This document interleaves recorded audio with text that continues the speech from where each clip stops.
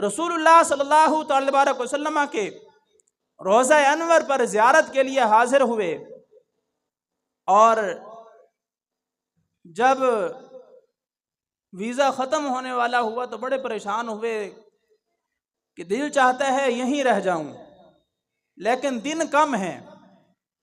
तो आपने उस वक़्त अभी कुरान मजीद की तफसीर लिखनी थी।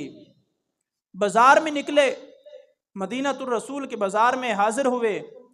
एक कलम बड़ा आपको पसंद आया और नीयत ये की कि ये इतना कीमती कलम है, अगर मुझे मिल जाए तो मैं इससे अल्लाह के कुरान की तफसीर लिखूंगा।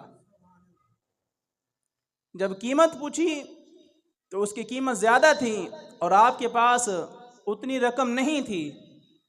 कलम बड़ा पसंद आया, लेकिन रकम ना होने की वजह से छोड़कर वापस आ गए। और वो जो दुकानदार था वो भी कोई अल्लाह का बड़ा प्यारा था।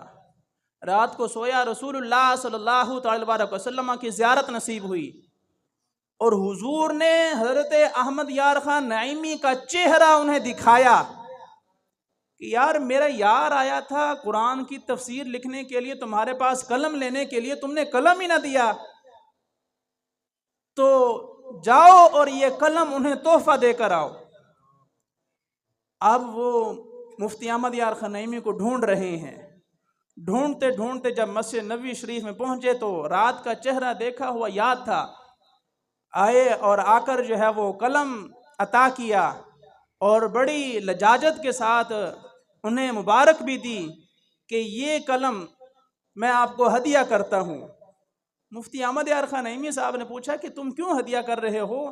मेरे पास इसकी रकम नहीं थी, मैंने नहीं ख़रीदा, आप क्यों तकल्लुफ़ कर रहे हैं?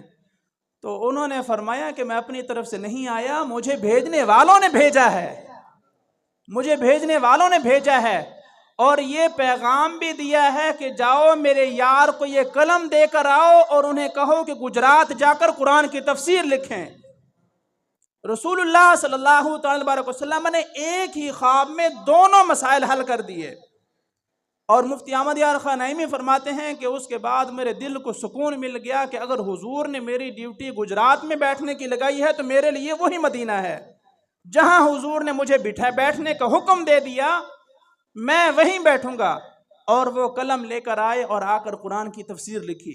हमारे असलाफ कोई आम असलाफ नहीं है। अल्लाह का शुक्र है कि मोहब्बत रसूल से लबरेज ये लोग हैं।